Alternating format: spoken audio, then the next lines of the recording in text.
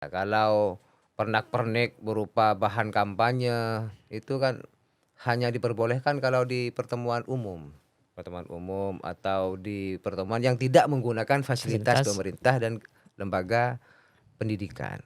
Jadi mari kita bersama-sama laksanakan kampanye ini secara baik, secara tertib, secara damai. Kita pegang aturan PKPU nomor 15 tahun 2023, termasuk kita pegang bersama-sama meskipun difasilitasi untuk diperbolehkan menggunakan fasilitas pemerintah maupun gedung perguruan tinggi atau fasilitas milik perguruan tinggi atau universitas, tetap harus berpedoman pada PKPU nomor 20 tahun 2023. Di situ sudah jelas bagaimana mekanisme dan peraturan-peraturannya.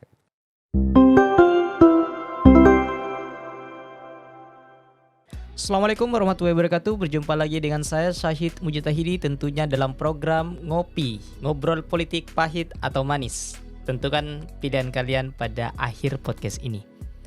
Kampanye politik untuk Pilpres dan Pileg 2024 yang pemungutannya adalah pada 14 Februari 2024 itu akan dimulai sejak pekan depan.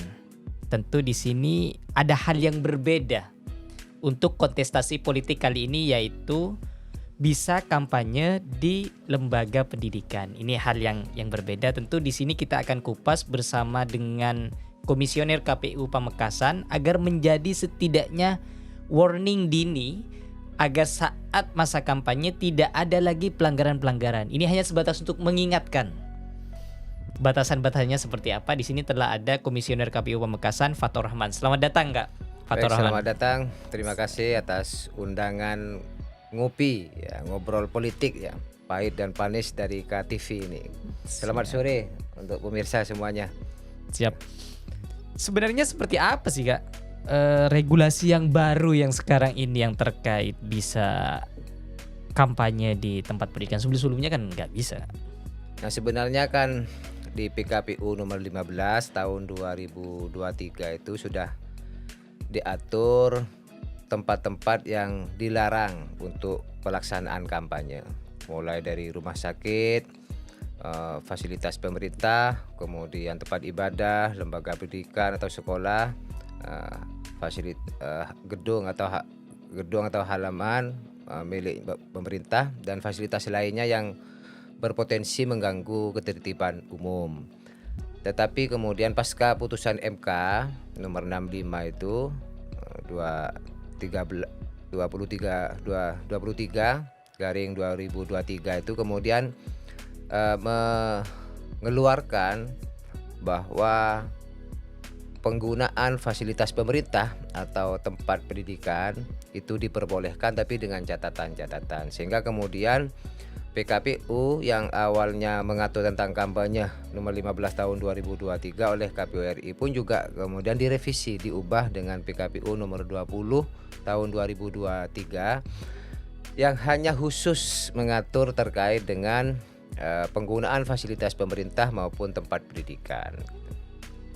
Seperti itu. Tentu kan walaupun perbolehkan tidak sepenuhnya leluasa memberikan ruang tersebut untuk dijadikan tempat kampanye. Oh iya, di situ kemudian di PKPU nomor 20 tahun 2023 itu dijelaskan bahwa penggunaan fasilitas pemerintah ataupun tempat pendidikan itu diatur ya agak cukup ketat lah oleh PKPU, meskipun ada putusan MK. Pertama, bahwa fasilitas pemerintah maupun gedung atau lembaga pendidikan itu diperbolehkan digunakan untuk pelaksanaan kampanye, tapi hanya 2 metode kampanye, yaitu pertemuan terbatas dan pertemuan tatap muka. Itu. Yang kedua, pelaksanaannya itu pun hanya diperbolehkan pada hari Sabtu dan Minggu. Tempat yang diperbolehkan hanya berupa gedung, halaman atau ruangan atau tempat lainnya, tetapi harus mendapatkan izin dari pihak yang berwenang mengelola fasilitas pemerintah atau pihak berwenang yang menjadi pimpinan dari perguruan tinggi atau lembaga pendidikan. Lembaga pendidikan itu pun di sini ada catatannya, hanya sebatas kepada universitas, sekolah tinggi, institut, politeknik maupun akademi komunitas gitu. Di luar itu tetap tidak boleh gitu. Termasuk kemudian surat izinnya itu selain mendapatkan izin dari yang berwenang mengelola fasilitas pemerintah, tempat pendidikan itu harus mendapatkan izin dari pimpinan perguruan tinggi atau universitas atau lembaga pendidikan tinggi itu. Surat izinnya itu juga harus disampaikan ke Bawaslu, disampaikan ke kepolisian, disampaikan juga ke kementerian terkait yang mengurusi lembaga pendidikan. Jadi kalau misalnya di kampus berarti harus disampaikannya ke Kementerian Kementerian Pendidikan Tinggi, Kemdiknas ya, Kemdikbud, Kementerian Pendidikan dan Kebudayaan. Yang biasanya itu kemudian yang berwenang adalah Dirjen Dikti, Direktorat Jenderal Pendidikan Tinggi, bahwa gedung yang digunakan itu atau gedung atau halaman yang milik kampus itu akan digunakan oleh pelaksanaan kampanye. Ada lagi catatannya. Nah, sebelum kejahatan yang lainnya itu, saya tertarik tadi dalam 2 metode itu, Kak. Tatap muka dan Sama juga pertemuan terbatas. Tentu walau yang terbatas ini kan ambigu kalau tidak jelas, Kak. Bisa saja saya mengatakan ini loh pertemuan terbatas, tapi tempat aulanya sebesar bisa berkapasitas sekitar 10.000 seandainya. Nah, ini yang dimaksud terbatas ini seperti apa? Nah, terkait pertemuan terbatas atau pertemuan tatap muka itu memang dibatasi oleh PKPU nomor 15 tahun 2023 itu sudah jelas. Jadi kalau untuk pertemuan terbatas atau pertemuan tatap muka itu, kalau itu pelaksanaan kampanye untuk DPR RI, calon anggota DPR RI itu atau tingkat nasional lah, itu maksimal 3.000 orang yang hadir dalam pertemuan terbatas maupun pertemuan tatap muka. Kalau untuk calon anggota DPRD provinsi itu 2.000 orang. Kalau untuk DPRD kabupaten maksimal 1.000 orang. Jadi halaman atau gedung lembaga pendidikan atau fasilitas pemerintah berupa gedung ataupun halaman itu bisa dipakai kalau pertemuan tatap muka, pertemuan terbatasnya hanya memuat ketentuan seperti tadi itu. Oke, nanti akan dibuktikan dengan? Ya dibuktikan dengan daftar hadir. Karena kan mereka sebelum melaksanakan kampanye, mereka kan harus pemberitahuan. Pemberitahuannya itu ada ketentuannya, harus memuat hari, tanggal, jam pelaksanaannya, kemudian materi kampanyenya apa yang mau disampaikan, termasuk pesertanya siapa saja, itu harus jelas. Jadi di surat permohonan izin itu sudah harus dicantumkan memang kapan pelaksanaannya, kemudian tanggal berapa, hari, tanggal, kemudian jam, tempat, materi kampanyenya, termasuk kemudian yang harus dijelaskan juga peserta pemilunya, peserta kampanye siapa. Nah itu sudah harus ada daftarnya. Baru itu kemudian disampaikan ke ke Bawaslu, kemudian ke kepolisian, di samping kemudian disampaikan juga ke KPU melalui Sikadika. Jadi sistem informasi kampanye dan dana kampanye. Di situ memuat memang bagi peserta pemilu yang mau melaksanakan kampanye. Seharusnya itu disampaikan 1 hari sebelum masa kampanye dimulai. Berarti kan masa kampanye dimulai kan 28 November. Sampai 10 Februari. Nah, atau 1 hari sebelum pelaksanaan kampanye itu dilaksanakan. Jadi misalnya mau melaksanakan di tengah-tengah masa kampanye, misalnya bulan Desember, misal tanggal 3, berarti tanggal 2-nya maksimal itu sudah ada pemberitahuan yang memuat hari, tanggal, jam, tempat, materi kampanye yang mau disampaikan dalam pertemuan tatap muka, pertemuan terbatas itu, termasuk kemudian harus jelas juga pesertanya. Berarti dibuktikan dengan daftar hadir. Daftar hadir dan peserta yang mau datang siapa saja. Oke. Daftar hadir berarti ketika baik itu calon yang akan kampanye itu datang terus tidak ada daftar hadirnya, berarti itu adalah bagian dari pelanggaran atau tidak sebenarnya? Itu kan draft untuk membuktikan. Ya, draft itu kan draft peserta pemilunya yang mau diundang, yang mau datang. Persoalan kemudian yang datang diwakilkan atau kemudian bagian dari peserta pemilu juga, tetapi tidak sesuai. Yang penting jumlahnya 1.000 orang. Yang penting jumlahnya 1.000 orang Ya, dan kalau dibuktikan dengan daftar hadir. daftar hadir. Kalau lebih ya harus harus dikeluarkan memang, harus Oke. ditertibkan memang. Berarti kalau tidak menyertakan nanti ketika tidak ada daftar hadirnya, berarti itu bagian dari pelanggaran enggak? Ya, Karena bagaimana cara membuktikan kalau tidak ada daftar ya hadir? makanya kan itu pasti dalam pelaksanaannya itu kan akan ada Bawaslu yang akan memantau pelaksanaannya, akan ada pihak kepolisian, apakah kemudian sudah sesuai dengan izin yang sudah diterima oleh peserta pemilu. Karena memang dalam proses pengurusan izin itu selain bisa dilaksanakan di hari Sabtu dan Minggu, sudah ada memuat ketentuan, sudah jelas harinya, tanggalnya, kemudian jamnya, materi kampanyenya, kemudian pesertanya siapa, itu harus sudah jelas. Dan itu 1 hari sebelumnya kan sudah disampaikan ke Bawaslu, disampaikan ke kepolisian. Tinggal kemudian Bawaslu dan kepolisian mengecek apakah memang sesuai dengan jumlah yang sudah ada dalam izin yang sebelumnya sudah disampaikan oleh peserta pemilu. Nah, kalau melebihi dari 1.000 orang, ya berarti silahkan Bawaslu kemudian melakukan tindakan. Oke. Karena memang ketentuannya maksimal hanya 1.000 orang untuk calon anggota DPRD kabupaten. Oke. Peraturan yang baru ini sebatas untuk izin menempati tempat atau memang untuk kampanye ke kalangan kampus dalam artian mahasiswa atau sivitas akademika, atau memang hanya izin untuk menempati aja sebenarnya? Sebelumnya kan memang fasilitas pemerintah ataupun kemudian lembaga pendidikan, dalam hal ini sekolah atau perguruan tinggi kan dilarang. Tetapi kan kemudian KPU berusaha melayani peserta pemilu dengan baik lah gitu.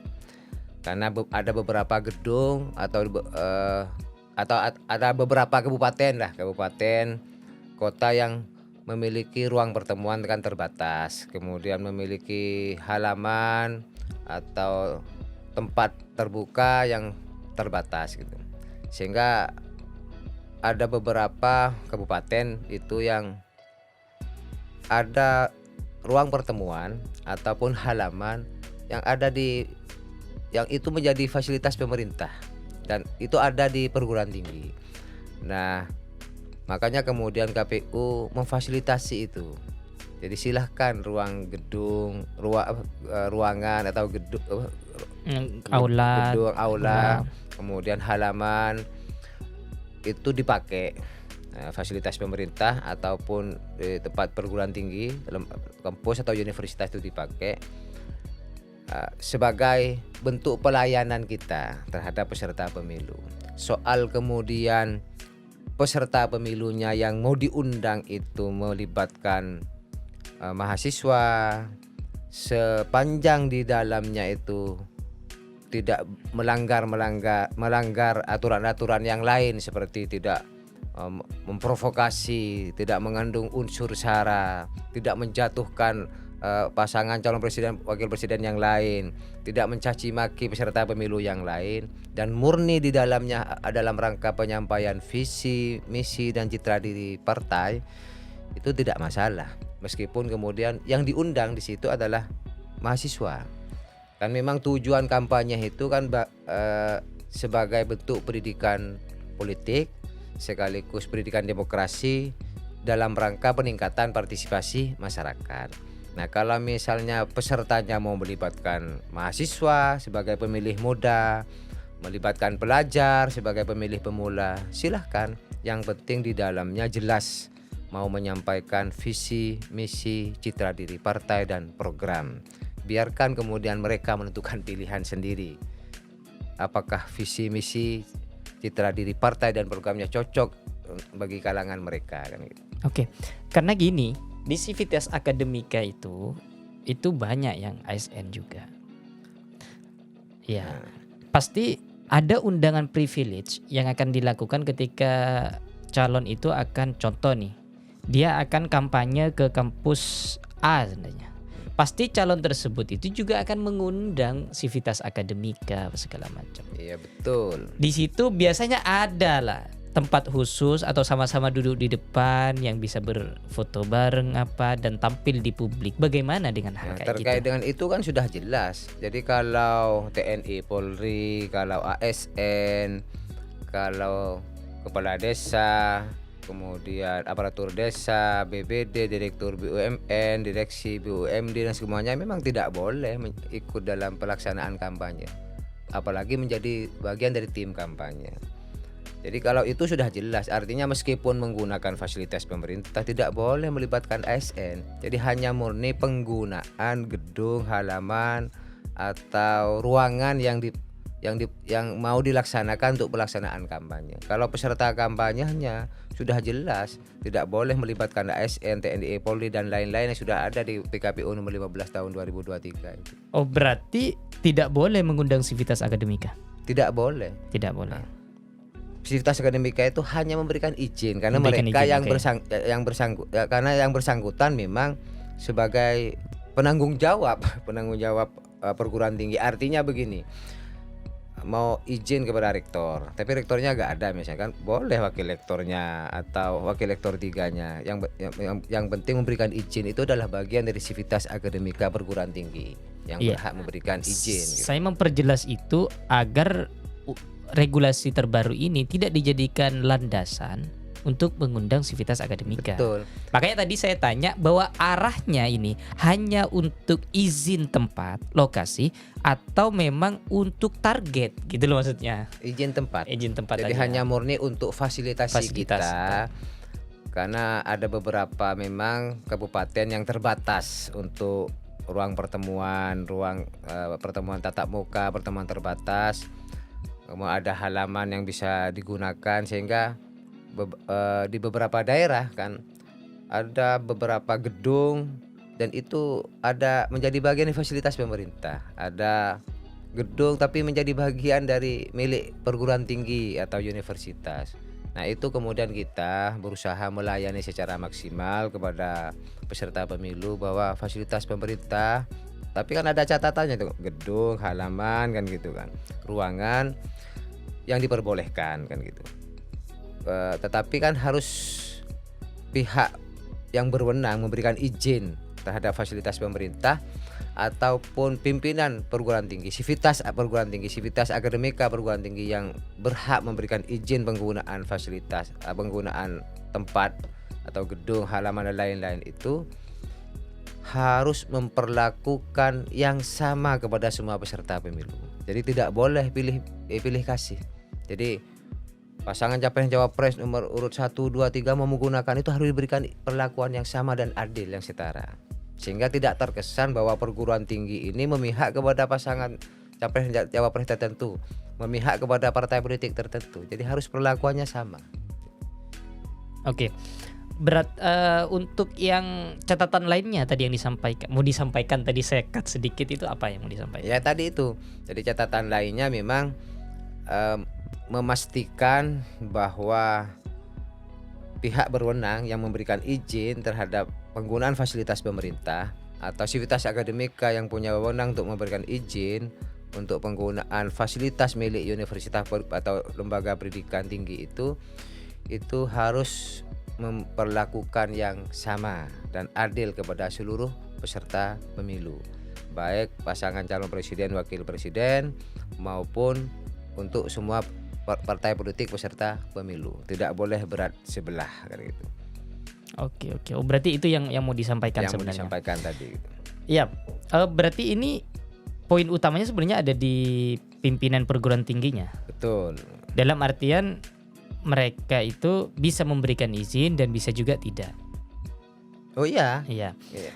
Terus harus memberikan izin. Kalau satu dikasih izin, semuanya harus dikasih izin. Kan memang catatan lainnya itu sepanjang peserta pemilu itu memastikan tidak akan merusak fasilitas milik pemerintah. Termasuk juga menjamin peserta pemilu yang akan menggunakan fasilitas miliknya perguruan tinggi atau universitas itu tidak mengganggu ketertiban umum, tidak merusak fasilitas gedung atau halaman yang menjadi milik perguruan tinggi. dan tidak boleh melibatkan anak-anak juga.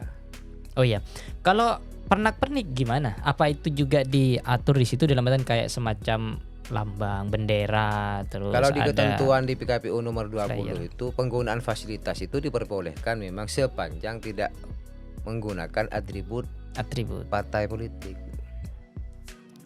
Ya, tetapi kan soal ini yang akan menertibkan itu kan sudah wilayahnya Bawaslu dan kepolisian. Yang penting rambu-rambunya itu. Yang penting rambu-rambunya itu. Jadi penggunaan fasilitas itu diperbolehkan, fasilitas pemerintah atau fasilitas miliknya perguruan tinggi dengan catatan tadi itu hanya berupa gedung, halaman, ruangan dan lain-lain itu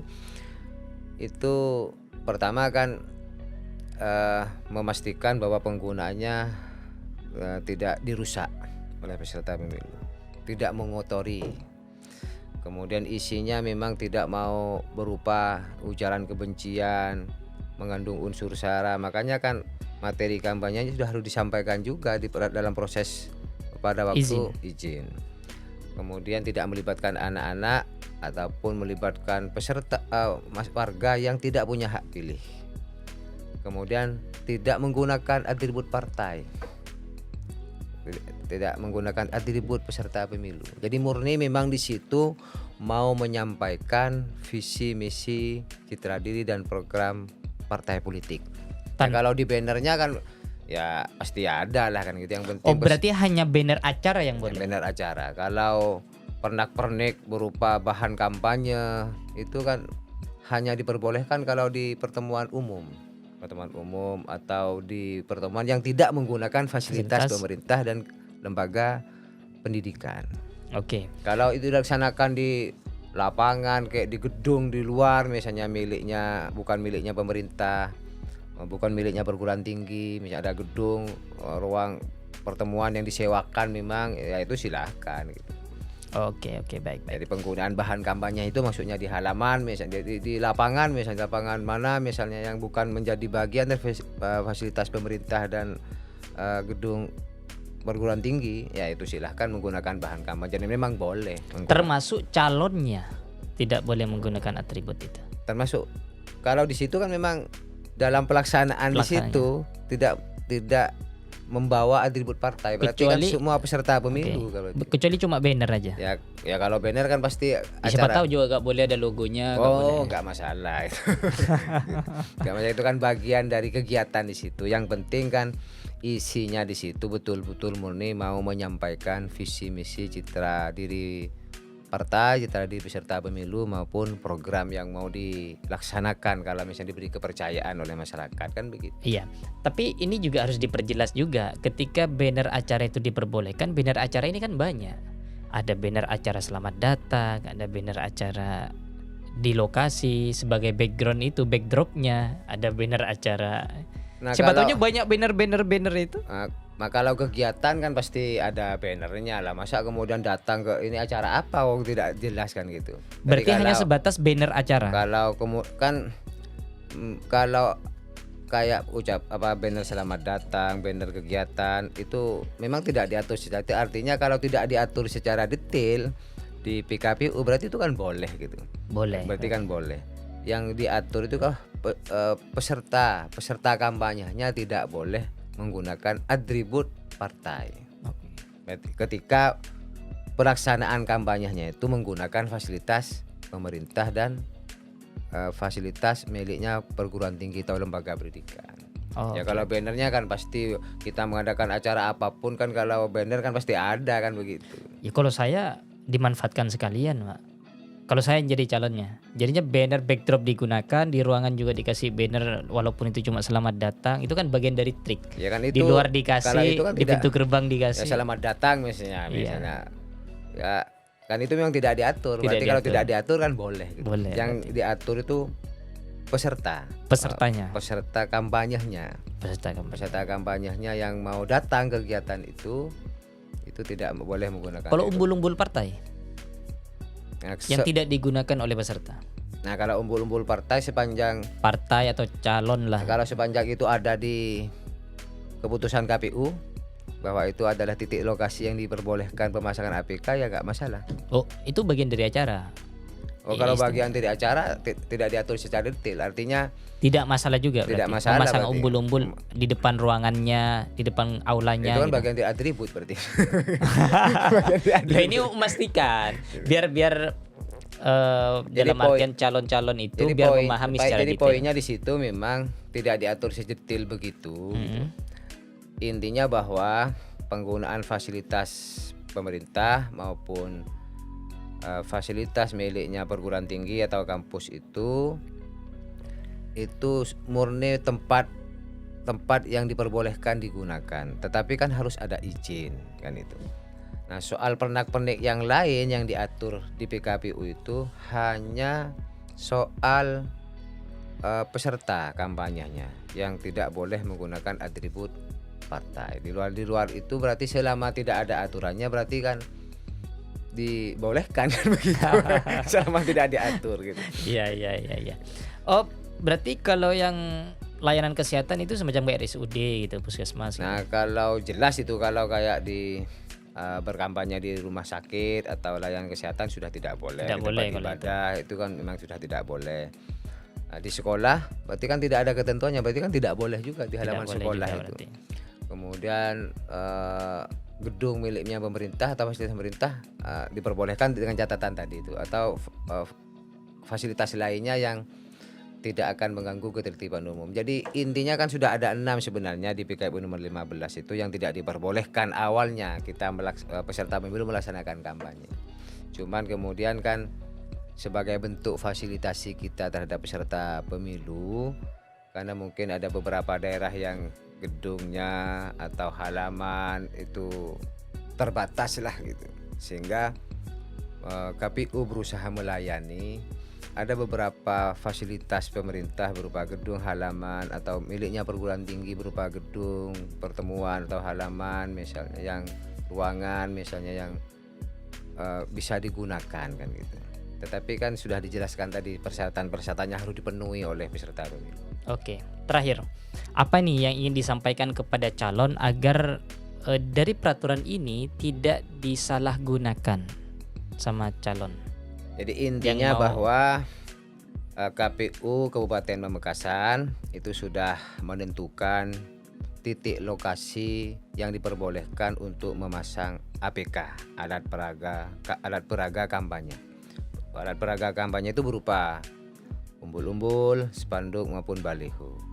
Nah, silahkan kalau mau memasang umbul-umbul, kemudian baliho, mau memasang spanduk, kan memang tiga jenis itu kan APK itu yang diatur di dalam PKPU nomor 15 tahun 2023 itu dipasang sejak masa kampanye dimulai, berarti mulai 28 November sampai 10 Februari. Persoalan lokasinya sudah kita atur, silakan pasang di titik lokasi yang diperbolehkan pemasangan APK. Kalau misalnya dipasang di luar titik lokasi yang sudah menjadi keputusan KPU, itu berarti kalau ada penertiban ya harus menerima, harus legowo lah gitu. Karena titik lokasi penempatan APK itu kita sudah rembuk dengan berbagai macam pihak, mempertimbangkan berbagai macam hal, termasuk peraturan perundang-undangan, termasuk peraturan bupati dan lain-lain, termasuk mempertimbangkan estetika keindahan kota, tidak mengganggu ketertiban umum dan lain-lain. Itu soal APK. Soal bahan kampanye. Bahan kampanye itu kan berupa kayak stiker, kemudian pamflet, flyer, topi, pin dan segala macamnya yang sudah ada ketentuannya itu silahkan digunakan ketika dalam kegiatan-kegiatan pertemuan tatap muka, pertemuan terbatas maupun rapat umum. Tetapi bukan di fasilitas pemerintah maupun di gedung lembaga pendidikan yang sudah ada di PKPU nomor 20 tahun 2003. Kalau di luar itu silahkan menggunakan bahan kampanye. Tetapi bahan kampanyenya dipastikan setelah selesai kegiatan rapat terbatas, pertemuan tatap muka, pertemuan rapat umum itu dibersihkan. Karena itu juga menyangkut kebersihan. Kita kan harus mempertimbangkan juga peraturan daerah, peraturan bupati, terutama dinas terkait lah, kayak dinas lingkungan hidup misalnya. Itu kan kadang banyak mengeluh ketika selesai pelaksanaan kampanye, sampah berserakan di mana-mana. kayak stiker, flyer, pamflet, pin dan segala macamnya itu seharusnya kan selesai acara harus dibersihkan gitu supaya juga tidak mengotori lingkungan kita. Jadi mari kita bersama-sama laksanakan kampanye ini secara baik, secara tertib, secara damai. Kita pegang aturan PKPU nomor 15 tahun 2023, termasuk kita pegang bersama-sama meskipun difasilitasi untuk diperbolehkan menggunakan fasilitas pemerintah maupun gedung perguruan tinggi atau fasilitas milik perguruan tinggi atau universitas, tetap harus berpedoman pada PKPU nomor 20 tahun 2023. Di situ sudah jelas bagaimana mekanisme dan peraturan-peraturannya. Oke, sahabat KTV, dari perbincangan kali ini sebenarnya bisa kita tarik benang merahnya bahwa penyelenggara sudah memberikan rambu-rambu yang sangat jelas. Sekarang itu cuma tinggal bagaimana kepedulian dari calon yang akan memfungsikan atau menjalankan agar tidak offset atau melebihi dari rambu-rambu tersebut. Nah, kepedulian tersebut sebenarnya bisa menjadi cerminan dari calon itu sendiri. Kalau saat masa kampanye saja sudah terbiasa atau membiasakan diri dengan sadar ataupun tidak sadar melanggar rambu-rambu tersebut, bagaimana nanti kalau sudah terpilih? Itu saja dari saya, Syahid Mujtahidi, undur diri. Wassalamualaikum warahmatullahi wabarakatuh. Waalaikumsalam warahmatullahi wabarakatuh.